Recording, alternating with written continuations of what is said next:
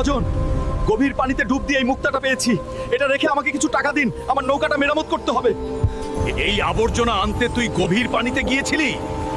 এর চেয়ে তো কাঁচের টুকরোর দাম বেশি। ভাগ এখান থেকে। তোর মতো ফালতু ডুবুরির আমার ঘাটে কোনো জায়গা নেই। আমার কষ্টের মুক্তা আপনি পিষে ফেললেন।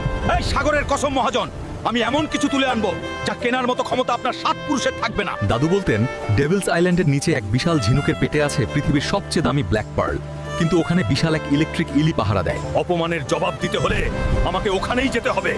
হয় রাজা হয়ে ফিরবো, নয়তো সাগরেই বিলীন হয়ে যাব।